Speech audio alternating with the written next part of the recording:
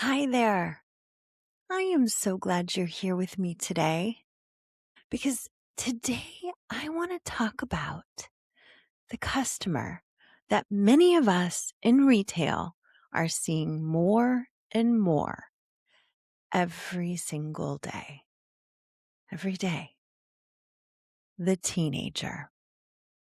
Not the teenager that we've heard about in the news, causing trouble, running through the mall, being crazy. Not the teenager that walks up to fragrance counters and we're just assuming they're going to waste our time. I am talking about a generation of young kids, boys and girls, young teens who are becoming some of the most passionate, knowledgeable, and enthusiastic fragrance shoppers I have ever met. It's pretty amazing. A lot of them know more about fragrance than I do. Welcome back to another episode of Sorry, It's Discontinued. I'm Hilary, and this is a podcast about the reality of retail, celebrating the retail associates behind the counter that keep it going every day, the brands and stores we all love. And today, I want to talk about these future fragrance collectors. Maybe not even future, present day collectors, and why changing our view of these new customers is more important than ever. So hit follow, grab your coffee, have a seat, and let's talk about these fragrance customers, the teenagers. Sorry. It's discontinued. If you've worked in fragrance over the last few years, you've probably noticed how many of our customers are now teenagers. Teenagers are shopping more frequently and a lot differently than ever. Years ago, many young customers, they'd walk into our stores with very little product knowledge and just kind of look around, mess with things, leave. Today, they have already watched 10 YouTube videos that day. They have seen countless TikToks. They have followed their favorite fragrance influencers and made notes. They know the notes that are in these fragrances. They know the brands. Expensive, inexpensive, all kinds of fragrances. Many of them arrive with these lists on their phones and can tell you exactly which fragrances they want to smell. And it is growing and growing every day. And fun fact, apparently Gen Z is one of the fastest growing groups purchasing fragrance, with many of these young shoppers viewing fragrance as a new form of self-expression and changing their identity more than ever before. For previous generations, fragrance might have been something you just got as a gift. Like for me, I didn't really get into fragrance until my 20s. I would I would borrow my girlfriend's Angel. I had my Liz Claiborne, a few small bottles that maybe I took from a mom, a neat Goutal, different random fragrances when I could borrow them or afford a bottle, maybe from Rite Aid or the local store. But for today, fragrances, it is a hobby. These kids are buying, they are collecting, they are trading opinions, they are comparing notes, watching reviews, they are building their wish list. It's almost like a new version of Pokemon cards or video games or records or tapes or CDs, but fragrance is the new thing. The excitement is happening in real time with these young shoppers. They are spending their birthday money, allowance money, saving up for months to buy that one bottle they have been dreaming about. And these are not inexpensive bottles that a lot of these kids are dreaming about. I have kids that will ask me about your Xerjoff, your Amouage, your Mason Francis Kirkchin. I mean, they are looking for high-end fragrances. They are falling in love with their 1 million elixir, their YSL. They know about the newest ones, their Sauvage, their Blue. They are not just passing time. These kids are building lists, and many of them are future lifelong customers or even actual shoppers now, and they bring in their parents.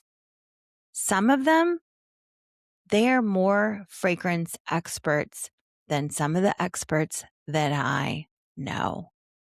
I'm sure you have seen it.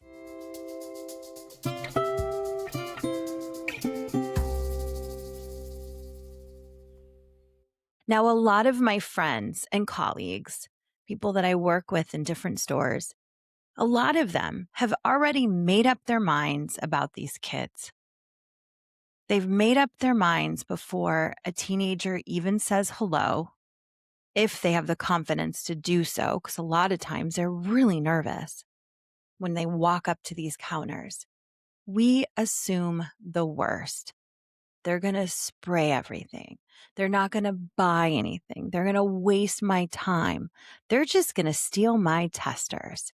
And sometimes you're right. Yeah, those things happen. But I've also experienced those things, not just with teenagers, but with the adults too. Not just kids or teens, adults. I have had teens and adults that have been rude, that could care less, that treat the testers and products with complete disregard. But I have also had teens and adults that were some of the best customers I've met. I've been able to nerd out and really learn from them and show them what I know. Age does not determine character. It doesn't. People do. People are all different. And we need to stop seeing a teenager and start seeing a customer. It might change everything. These young kids, they are looking for guidance. They are not looking for people to shame them, to treat them like crap. They are looking for guidance. Many of them are entering a department store for the first time. You know how scary and intimidating it can be to walk up to a counter when you've got a bunch of men and women staring you down, wondering if you're going to take something or mess with their products? But the truth is that many of these kids, they do not know how a fragrance counter works. They don't know how to shop and shopping etiquette, fragrance etiquette. They don't understand commission. They don't understand what it's like in the industry.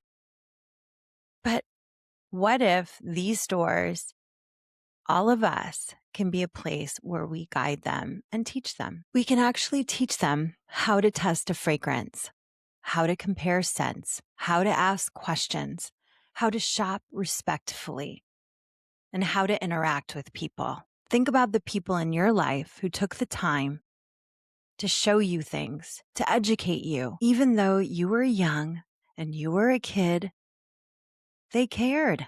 They took the time. You never know how a teachable moment could impact a young customer for the rest of their life. Imagine if it was you walking into a store for the first time. It's a big deal. Or walking into a store for the second time, the third, the 10th, and you've been treated like pretty bad. Then of course you're going to build up an attitude. You're going to become defensive and you're going to be disrespectful because who's showing you respect? They see you as a kid. Now imagine if it was your children walking into a store your niece and nephew? How would you want them treated? And how do you want them treating people? We can be in it to win it together. It doesn't mean that you have to sit there and babysit these kids. That is not what I am saying. But I am saying that you can look at them differently, give them a chance, share some information, be honest. Hey, please don't spray inside the cap of the fragrance. Hey, I only have a few blotters, but this is how we can make it work. You can split them in half, spray the corners. Hey, I'm going to be over here. I'm going to help take care of a few customers, but let me know if you guys have any questions. It's simple.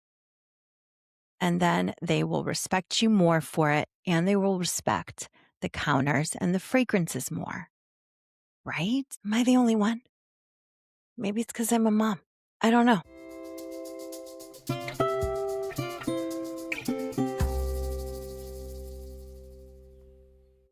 Now, recently I had an experience where I met two young men who reminded me why this mattered, why this episode was really important. These kids, maybe middle schoolers, maybe a little bit older, but they came to the counters and they were walking around in the fragrance area, and you could tell. I mean, they were shy, but excited. They had a list. They kept checking their phone. So I went to go and help them. And what I thought was just going to be a quick, this is that. We actually started talking, and these young men blew me away. And it's not the first time this has happened. There has been many young shoppers that just blow me away. Their fragrance knowledge was impressive. But what stood out the most was not how they could bust out a bunch of different fragrance brands, but it was how respectful they were. Their curiosity, their excitement, their manners. It was amazing. We talked about fragrance notes and brands and styles, recommendations. I told them that smelling coffee in between fragrance, it's a myth. It actually adds more scent to your nose, and it affects the next fragrance you smell negatively. Plus, everyone and their mom is smelling this one little coffee can. Ugh, it's really gross. But after spending time with these kids, I started heading back to my counter, and they stopped me and thanked me. They were so genuine. They told me how much it meant that I took the time to talk to them, to show them some fragrances. They explained that most adults, when they go shopping, they don't want to deal with them. They treat them poorly. They're dismissed because they're kids. And, I understand.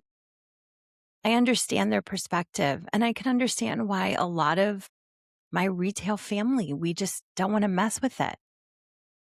Especially if you've got a bunch of kids just smelling all these fragrance testers. But changing our mindset, looking at it differently and guiding them, it impacted these boys and it impacted me. So I want to dedicate this episode to those two young men and also my nephew, Parker, who is just 10 years old and probably already knows a billion more things about fragrance than I've ever known at 51. This young fragrance enthusiast who is out there learning, exploring, collecting, and falling in love with this new world. They are the future fragrance connoisseurs. You guys are the future customers, and you will probably be one of the big reasons that some of our stores will stay open, and you might even help keep retail alive. That's why connecting with these kids, guiding them, looking at it differently, it could impact all of us. More money in our pocket, more community for these kids, and education for all of us. Now, I thank you so much for sitting here with me today. Please let me know your thoughts. I would like to hear them. But I hope you are treating yourself with kindness this week. And I want you to think about one thing. What is the one thing or the few things that made you happy during the summer when you were a kid? What did you do in June or July that made you so happy? Riding your bike? Was it running through a sprinkler, going to the mall, playing video games, catching fireflies, ice cream? Whatever it was, go and do a little bit of that for yourself this week.